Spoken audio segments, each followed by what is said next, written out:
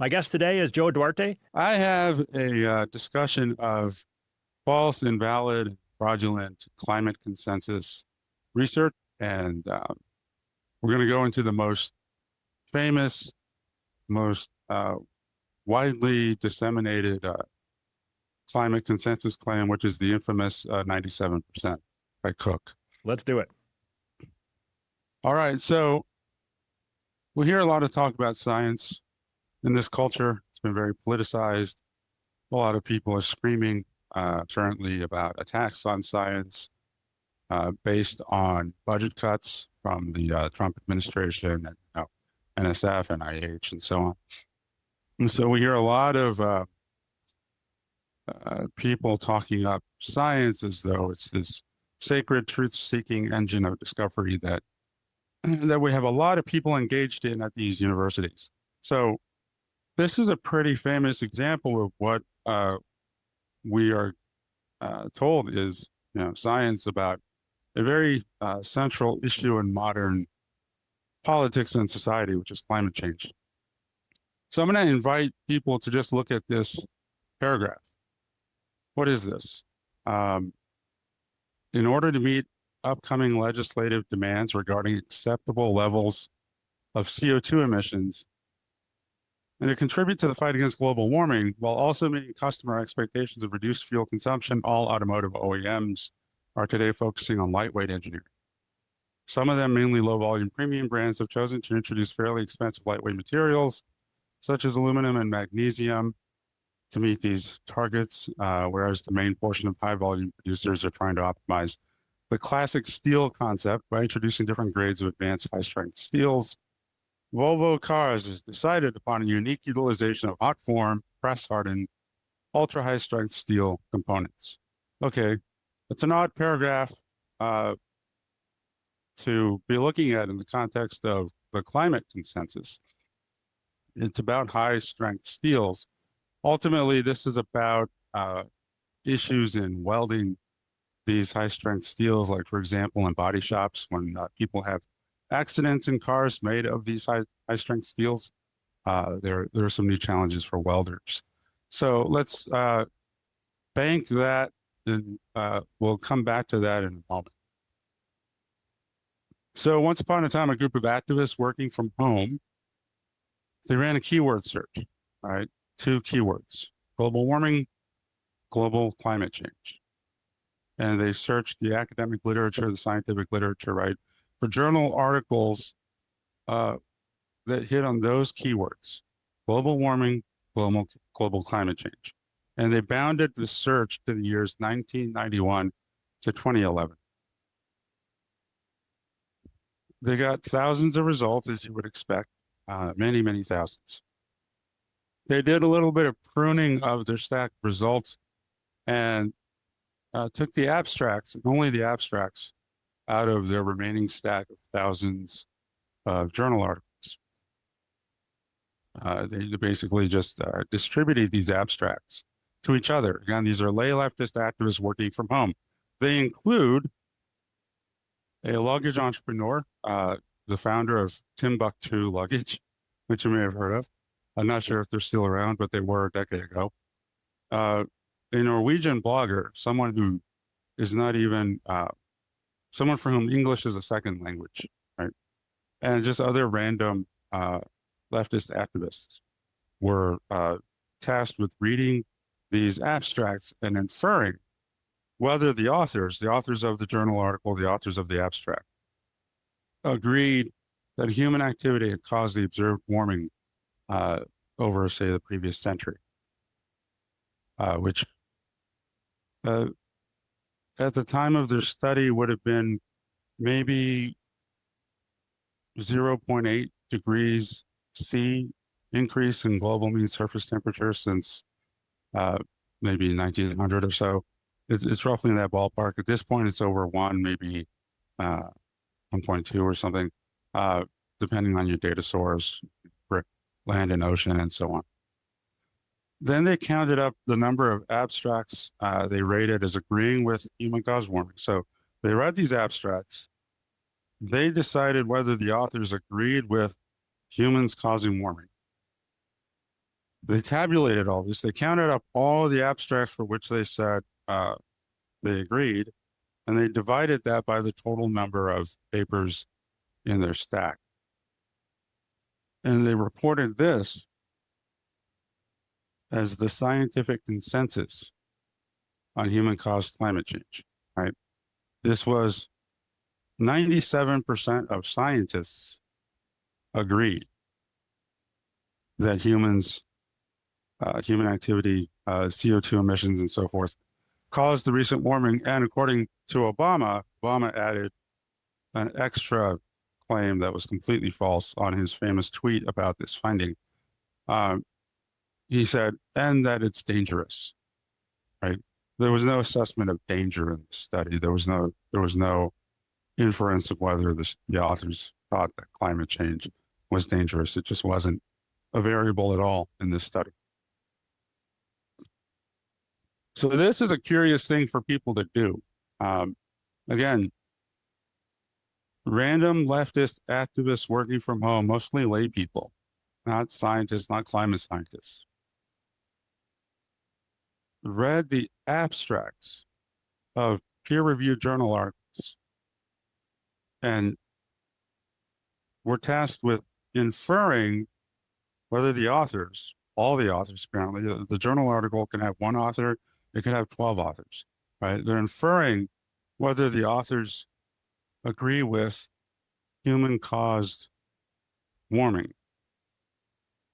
The abstracts, okay. That's not anything, right? That method has no name because it's a method unknown to science. We can't measure consensus that way because the unit of consensus is people, not papers. If you want to know what climate scientists think about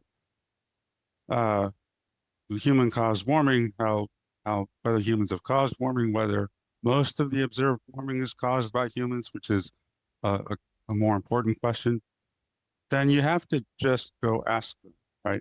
That's what consensus is. You go ask, you measure their views, and some people have done that rigorously, and they get significantly lower figures than 97%. It's typically high 70s to low 80s.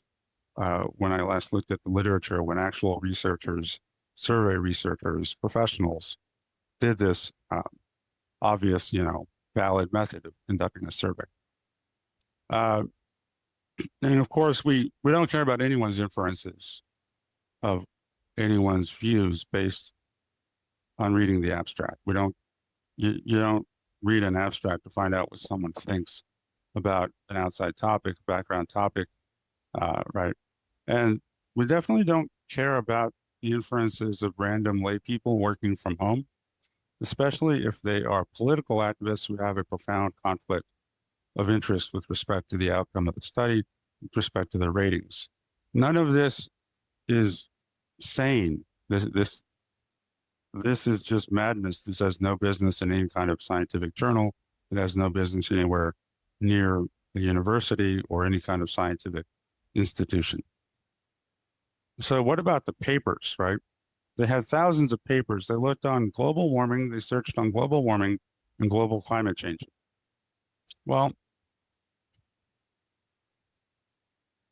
most had nothing to do with climate science. That is, they weren't climate science papers. The authors were not climate scientists for most of these papers. And even fewer had anything to do with the central issue, which is attribution, causation. What is the human contribution to the observed warming, if any? What are the different forcings? Humans are one forcing, other forcings are things like the sun, aerosol feedbacks, possibly reduction in sulfur in the atmosphere, for example, because of clean fuels mandates, low sulfur fuels, low sulfur diesel, and so on. So there are lots of potential, forcings for climate. CO2 and greenhouse gases are offered as one forcing. So the intro I gave you, that abstract about high strength steels, that was an abstract, and this was counted. This is in the 97%. They rated this. Two raters allegedly, because they had at least two raters for every abstract.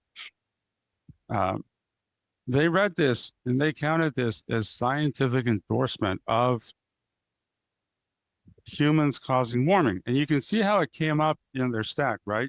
It's the opening sentence.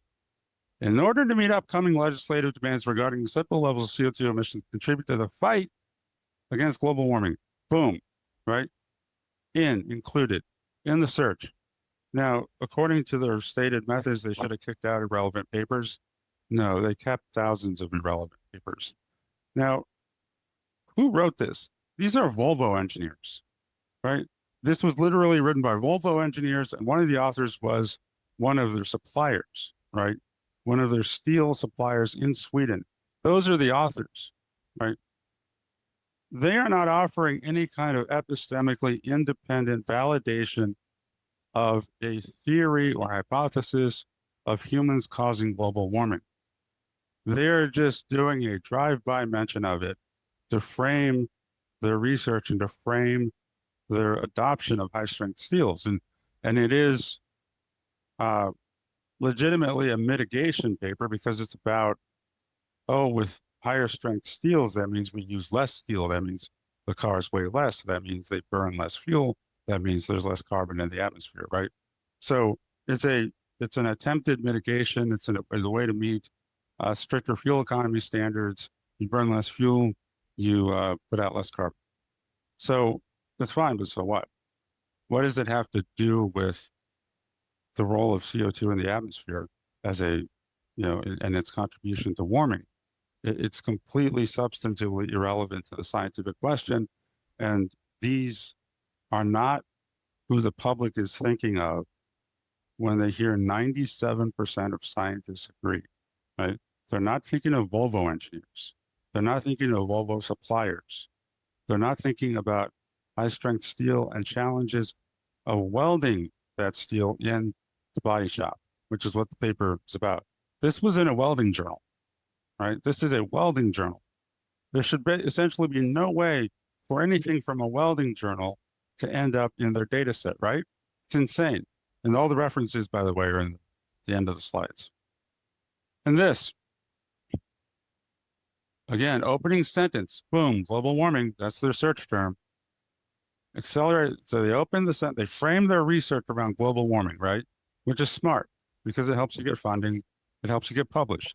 So you say something about something, global warming, something. A hydrogen-based economy is one potential approach for maintaining standards of living. Palladium is a unique material with strong affinity to hydrogen. Palladium has the potential to play a major role in virtually every aspect of the envisioned hydrogen economy, which we probably will never see, right? Because hydrogen pretty much lost. But again, you see what this is. Everyone's coming to the potluck. Everyone's bringing their thing to the potluck. Everyone is touting whatever they were doing already. They were working on high-strength steels. They're working on palladium and hydrogen stuff. Oh, let me talk about global warming. I can take my palladium and platinum group-based research and apply it to global warming and get published, publish or perish. Now I have more publications. Now I get tenure, etc. Right? So again, this is not an independent epistemic input into whether CO2 or human emissions are the principal cause of the observed warming, right? This has nothing to do with climate science, has nothing to do with atmospheric science, it has nothing to do with anything but palladium and maybe hydrogen fueled cars or something. And this, uncertainties associated with quantifying climate change impacts on human health, a case study for diarrhea. Diarrhea. So we combined, so this sounds real sciencey, right? This is a method. We combined a range of linear regression coefficients to compute projections of future climate change-induced increases in diarrhea using the results from 5 empirical studies on a 19-member climate model ensemble for which future greenhouse gas emissions were prescribed, right? This is all about projecting an increase in diarrhea among humans based on assorted climate models. I didn't read the paper, but I assume they're going to use the most extreme, biased, and implausible climate models, right? So again, this is not about climate science. They used climate science here, but these people are talking about diarrhea, right? They're not offering any input into the causation, right? The link between emissions and warming. One more. Natural gas-based direct steelmaking using melt circulation. Techno-economic feasibility. So now they want to use, they're talking about natural gas. Again, boom, climate change and global warming. Global warming got them included in the search results. So now they're talking about preheated iron ore fines or fed into the surface of molten iron carrier medium, right? So this is, again, they're bringing their thing to the potluck. They're talking about whatever they do for a living. They're situating it, framing it around climate change. I said one more, but just one more. Incorporating bicycle and pedestrian topics in university transportation courses, a national scan. Now, what is this about? This is a survey. It's a survey. This paper reports on the findings of a survey of 86 university faculty members. I think it was in Britain, I'm not sure. It's not the US. About the inclusion of bicycle and pedestrian topics in their transportation courses. So this isn't even about, you'll find papers about, oh, we need something about like traffic management or transportation, which are, again, irrelevant to the scientific question of human-caused warming. This isn't even about that. This is about asking professors on whether they include bicycle and pedestrian topics in their courses, right? This is insane. It has nothing to do with climate science. It has nothing to do with the scientific consensus. This is not what the public is thinking when they hear 97% of scientists agree. Every single one of these papers was counted as agreement and as in an appropriate category. None of these were excluded. They're all in the 97%. So, as I mentioned, it's common for journal articles to mention climate change. Great way to get funding, get published. It's, you know, it's the cool thing. It's been that way for 15, 20 years, right? Maybe longer. And the fact that a journal article frames its research around climate change, again, is completely irrelevant to the scientific case for human-caused warming. It's not research about the different climate forcings. It's not research about human forcing. And again, there's nothing we can do with abstracts, right? Unless our research is about abstracts, right? You can research abstracts. There's a little bit of that research out there. It's like it's sort of like philosophy of science or sociology of science. You can look at trends in abstract writing. You can look at whether abstracts match the contents of the paper, the results in the paper. Sometimes they don't. If you were some kind of linguist doing niche research, you could look at the use of, you know, passive voice in abstracts or something. So the only thing we can do with abstracts is research about abstracts. We cannot do any kind of scientific integration from abstracts. Now, there are methods that you're probably aware of for trying to assess what we know about a topic, about a question. And it's not quite the scientific consensus, but really more like the weight of the scientific evidence. There are a couple of methods for that. One is a systematic review.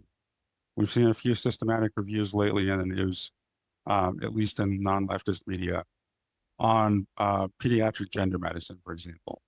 There have been countries like Britain, Finland, Norway, Sweden, and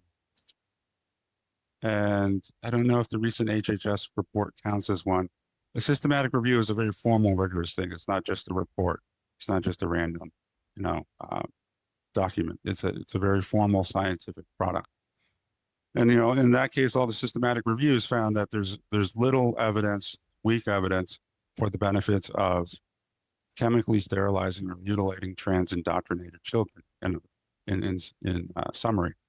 But you could do something like systematic review on climate change, on human causation. right?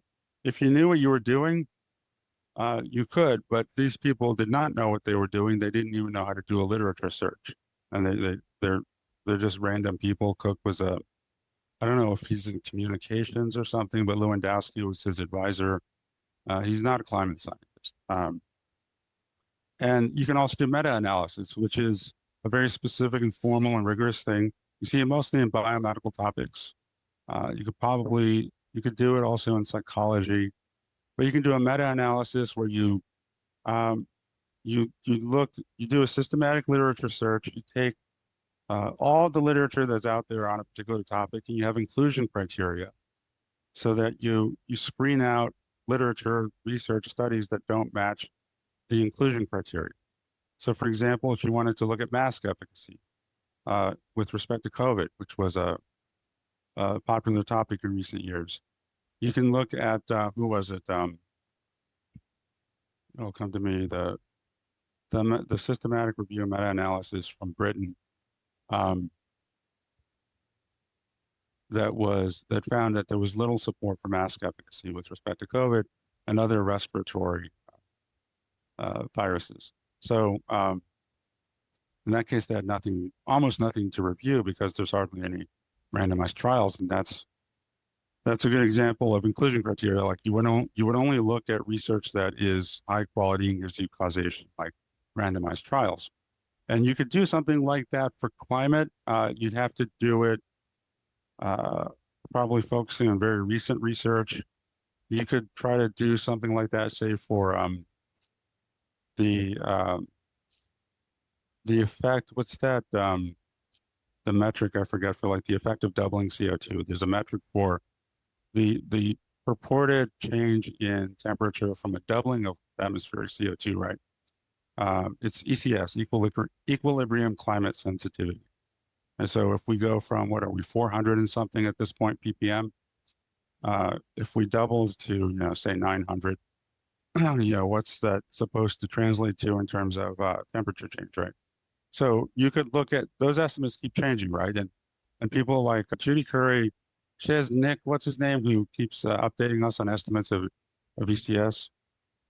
Nick Lewis, right? Yeah, Nick Lewis, who's on her, the guest in our blog sometimes, I think.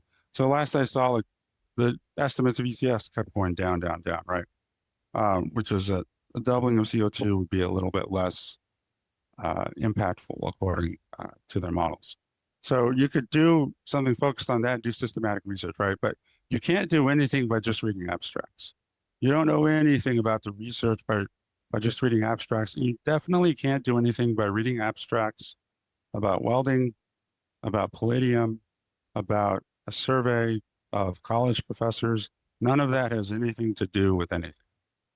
So this was a massive systematic failure. This was incredibly depressing, right? This is hard to explain. I mean, but this is our world, apparently, where we wake up to this world where institutions, media, politicians, scientists will tout a 97% scientific consensus based on this completely invalid and fraudulent research.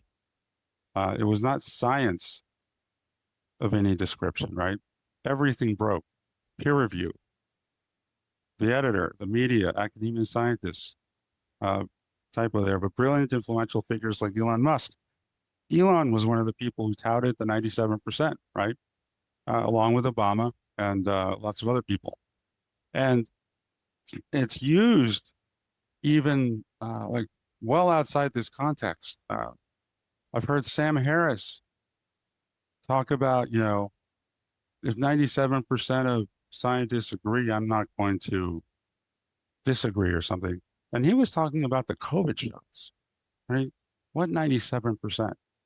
So he's talking about an experimental pharmaceutical product, and this was like mid 2021 or 22. It was a couple of years ago, and it's become this sort of stand-in for the science, right?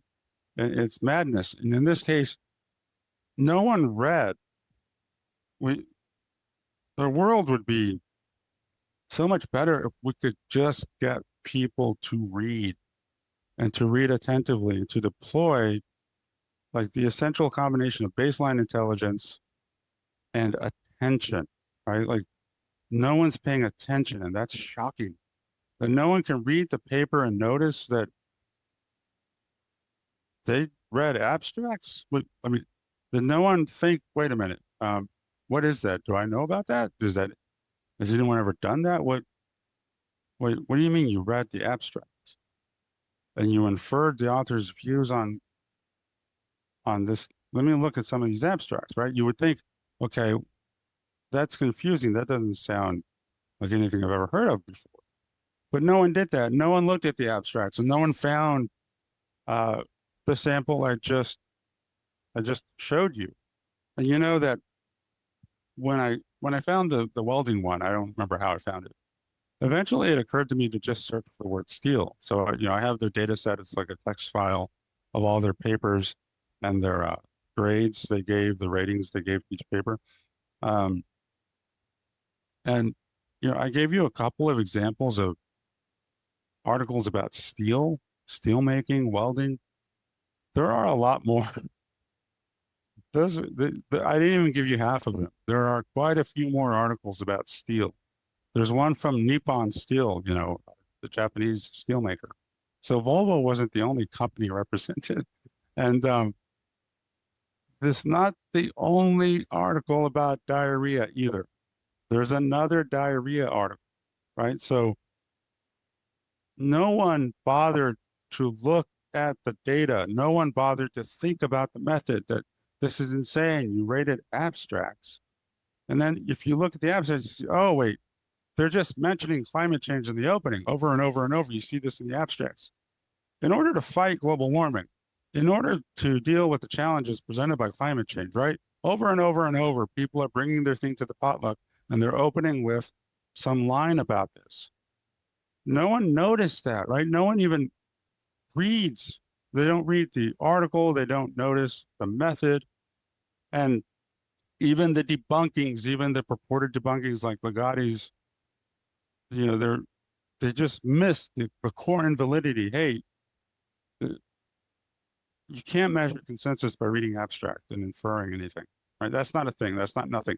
That has no name because it's not a method known to science. So doing a different count of the papers where you might restrict it to, I don't know, climate science-y papers or something, that's not anything because you're still counting papers and dividing by a total number of papers, and that's completely invalid. You do not grant the premise that there's anything valid about this insane method that these lay people dreamed up working at home. So, and you definitely can't do anything with abstracts if you just got lay people doing it or leftist activists with conflict of interest, right? So I tried to get this retracted at the time. I mean, this was a whole big thing I was involved in. It's a bad memory. It would have been before 2015, I think, maybe 2014, I'm not sure. So over 10 years. The paper is 2013. So I wrote to Daniel Camon. He was the editor of Environmental Research Letters, who published the paper. He's the one that touted it. He wrote a whole gushing blog post citing Obama's tweet. He was really happy about Obama's tweet, citing the finding. And he was some kind of climate science professor at Berkeley, and I don't know what his current status is. So eventually, I got nowhere with him and with IOP, the Institute of Physics, which is the publisher of the journal. And I later learned that he had campaigned for Obama. He donated to Obama. You can look up the donations. It's public record. I don't remember if it was 2008, 2012, or both, but he donated at least couple $100 to Obama. So he had, he was obviously a partisan, a Democrat, a leftist, and you can tell that just from a lot of his public communication. But then in 2017, apparently in response to the good people on both sides hoax, the Nazi hoax, the Charlottesville thing, One of the biggest hoaxes that legacy media ran against Trump in his first term. Daniel Camon resigned from some sort of job as a science envoy for the Department of State, right? It might have been some kind of unpaid thing, or I don't know, but he was still a professor and everything. It's just one of the things that gets put on their CVs, and they have some official title with the government. They're an envoy. They have this extra status. They really like those sorts of appointments. Well, he resigned. Now, Tom, do you know about this letter? I do not know about this letter. It's new to me. All right. I call your attention to the first letter of each paragraph. I M P E A. What do you think that spells? This is like a Wheel of Fortune. I don't know. What does it? IMPEA. I couldn't fit the whole letter on the slide. The rest is CH. Impeach. The first letter of every paragraph of his letter was made to spell impeach. This was August 2017. Trump had been president for 7 months. 7 months into his term, this man is calling for Trump's impeachment based on a hoax about good people on both sides that they cut off the video where he said he's not talking about the Nazis and the neo-Nazis and so on. So this is what we're dealing with. This is extreme, radical, partisan leftist bias. A man who would write a letter to the President of the United States that surreptitiously spells out the word impeach, something I've never heard of anyone doing in my lifetime, is obviously much more than just a partisan Democrat. It's not just that he donated to Obama. He wrote a letter to Trump that surreptitiously spelled out impeach 7 months into Trump's first term. Trump hadn't even done anything. You didn't even have the rationalization of the call to Ukraine or anything. I'm not sure anyone was talking about impeaching Trump in 2017, except maybe Camon. So this is radical. This is an incredible situation. So this is the person who published the 97% fraud and who protected it when it was, called out. And I think another big issue here was that as far as people not paying attention and not being able to read and understand that a method is invalid and insane and savagely stupid, is that this was a climate science journal, environmental science journal, Environmental Research Letters is the name, right? What an estimate of consensus based on reading abstracts and having human raters rating an abstract. Well, it doesn't have a natural home because it's not a real method and it doesn't have a field. There's not a field of science or academia that does that.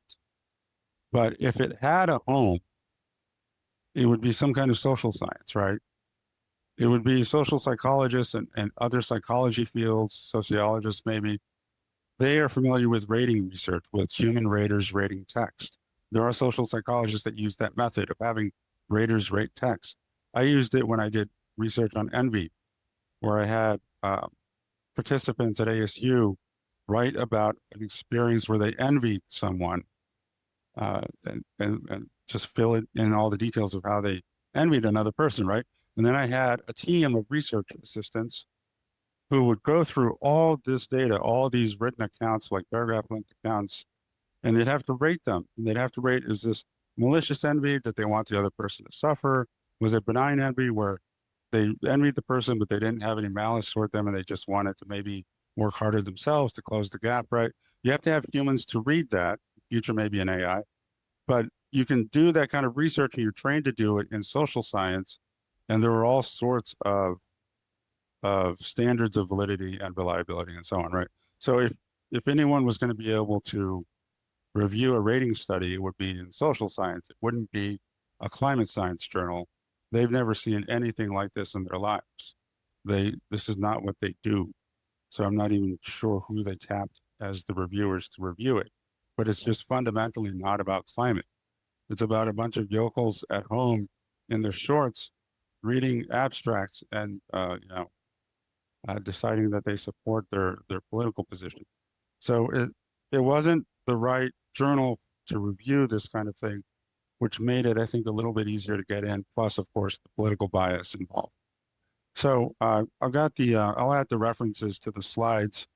Is there any chance that this can ever get retracted? It looks like there's a new editor over there, or is it going to stay there forever, this crazy paper?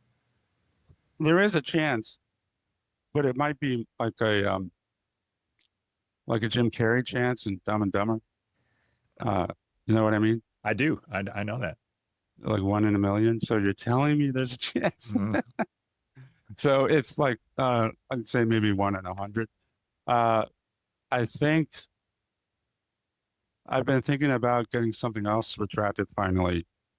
That's still out there, like the Horcrux, and that's the Lewandowski fraud over at Psych Science. And there's an editor at Psych Science now who I think I have at least a 50% chance with. I haven't approached anyone at Psych Science in years. Those were full experience. It was all at the same time as this. And the Lewandowski fraud is easier to communicate, much easier to communicate, much more straightforward. To communicate that to the respective editor than this fraud would be to communicate to an ERL editor. I'll take a look at who's editor there. It was a really compromised publication before. They had Peter Gleich. You know Peter Gleich? I do. Fake Gator Peter Gleich. Yeah, he was on their board at ERL. So it wasn't just Camon, this maniac, as the editor, but Peter Gleich was on their board. And I don't know current status, right? I think he did something to Heartland with stealing emails or something. But so this is, an activist operation, right? These journals are often functionally no different from a leftist NGO or think tank or activist group, Think Progress or MoveOn.org or something. They're just leftists being leftists, embedding their ideology in the work and the output of the journal. So I'm going to think about retraction again, communication again.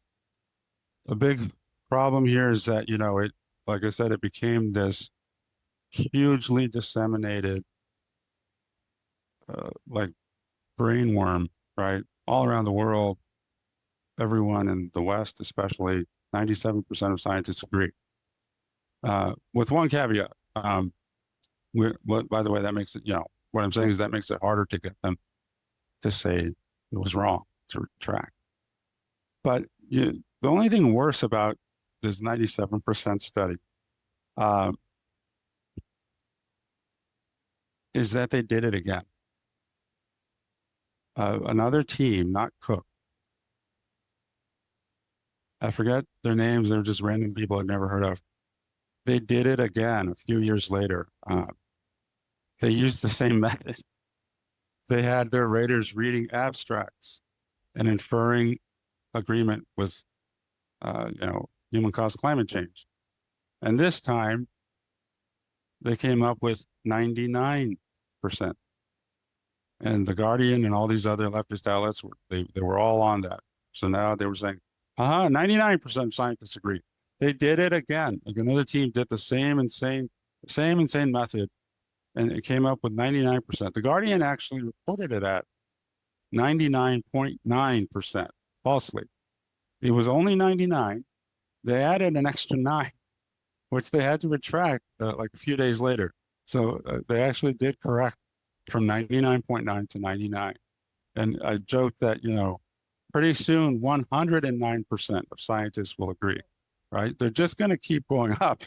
And this is just, again, it's a collapse of our institutions. They did it again. That one's going to have to be retracted too. This is not science of any description. So I'll have to think about a strategy for that. A lot of times it's just timing, right? The right editor, better communication. I was so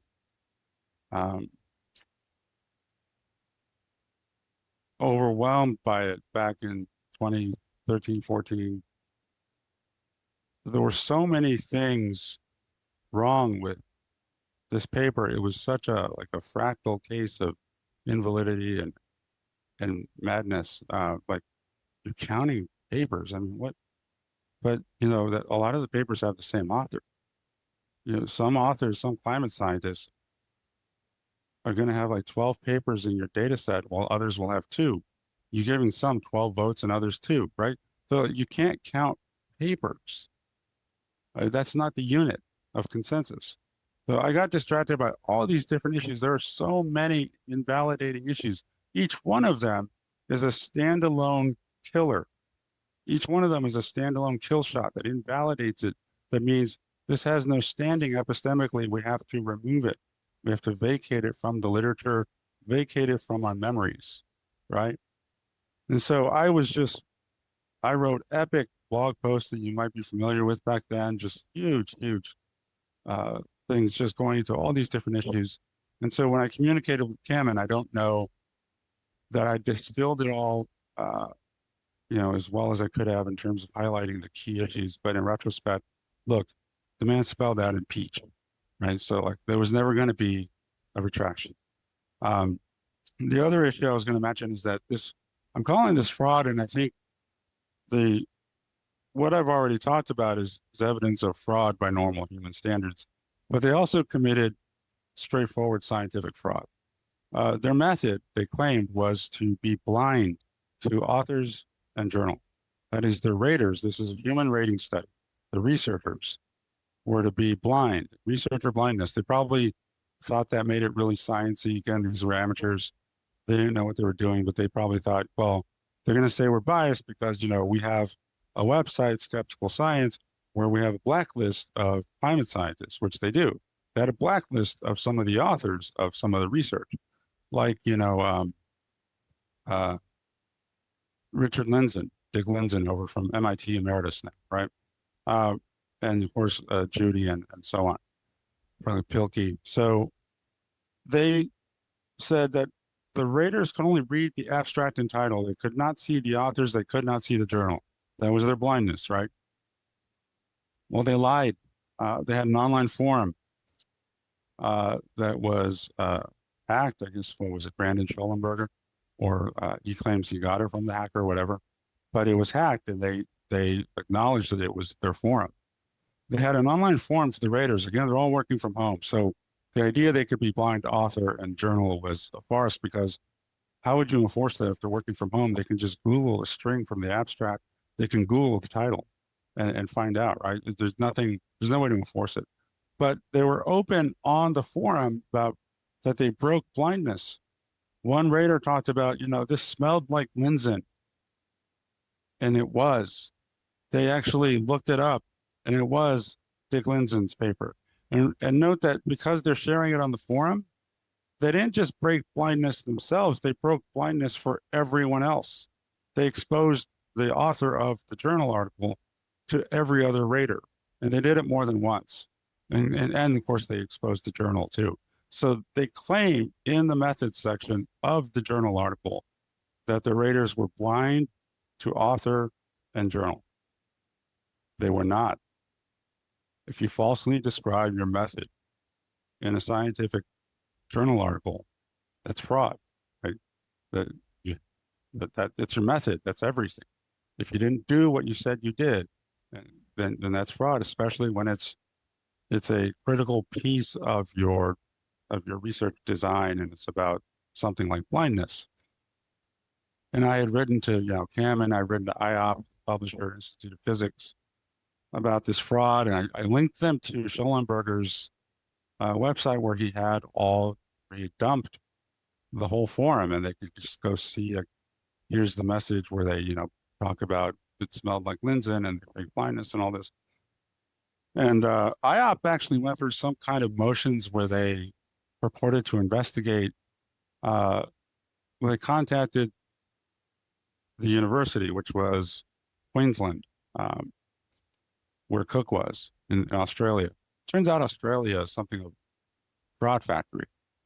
So the university came back with something that IOP didn't share any kind of report with me, didn't share the full text. The lady just sent me an email that had a little quote from the university's research ethics guy who said something like, it's reasonable for researchers to communicate with each other. What? Yeah, who cares? No, you can't break blindness. You can't claim that the researchers were blind. Like say you're doing a double-blind study or something in biomedicine, and it turns out researchers both broke blindness, which in that context would mean they knew what the treatment was that they were giving to people, right? They knew whether they were giving someone a sugar pill or they were giving them the treatment, or they knew what group someone was in, right? So that would be breaking the double blind. It wouldn't be double blind or be single blind. If anyone did that in biomedicine, it would be over. That's fraud. It would be retracted. No one would come back and say, well, it's reasonable for researchers to inquire into the status or something.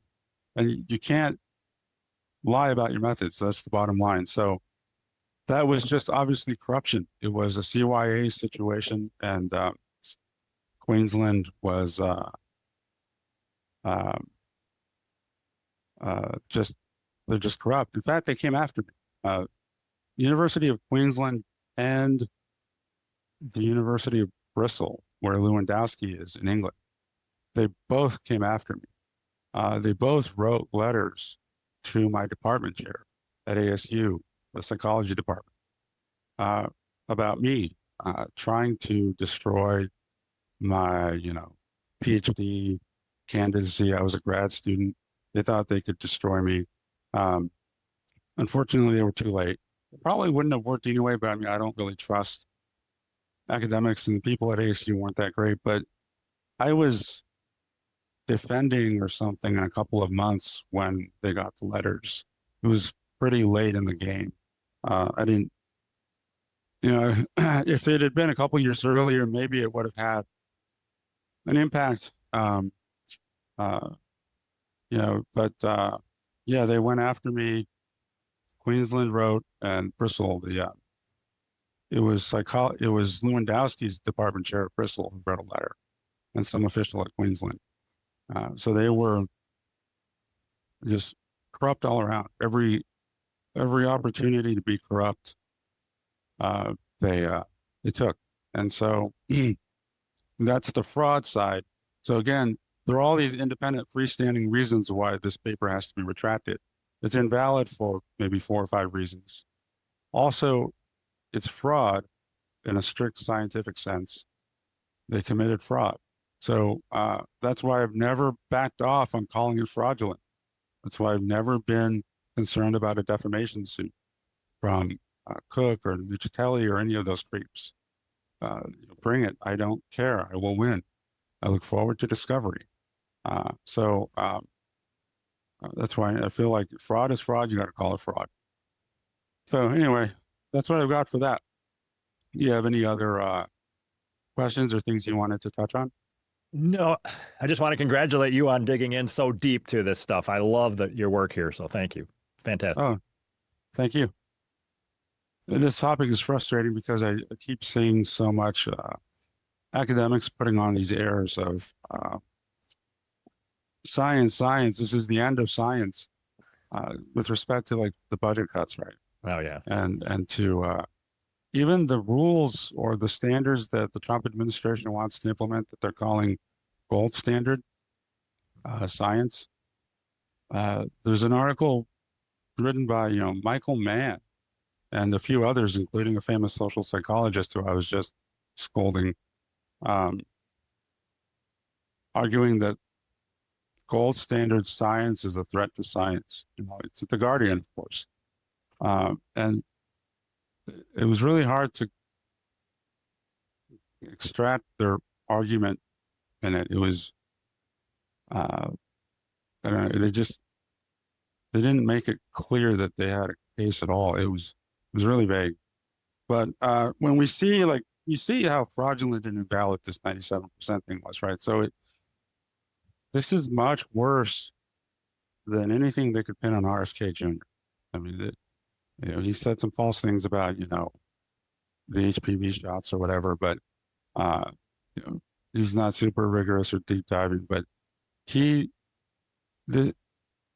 this is much worse. I mean, having a bunch of idiots read abstracts and welding papers and surveys of professors and call this the consensus on climate change. I mean, it's doomsday. It's like civilization ending, stupidity. It's banging rocks. And that's what bothers me so much about it, that like we can't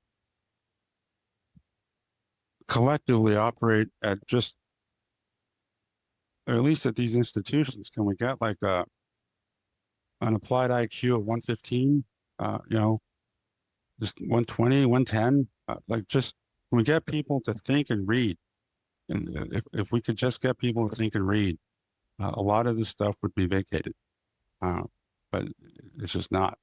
So it drives me nuts. I am encouraged that I think COVID woke up so many people that I think a lot more people are willing to say bullshit, or they're not willing to just take it at face value anyway. That makes me feel better. Yeah, especially the messages on the back end, right? Like the Slack messages and stuff where on COVID origin, where, they were covering up the likely lab origin of COVID, right? And talking about trying to plant the zoonotic narrative. And they were concerned about, hurting China, and I think we're learning that on any issue where we need academics to tell us the truth, they won't if it activates their leftist ideology. They just need a little bit of activation. If Trump is for something, they're against it, right? Trump wanted to reopen schools fall of 2020. The teachers' unions and other leftist machinery reversed their position. They wanted to too, but as soon as Trump did, they were against. I think if Trump would have been a gung-ho guy for mask mandates, leftists would be extremely anti-mask. So a lot of this looks just arbitrary, and it's like we can't get them to tell us the truth if they think it will help the right, it will help Trump,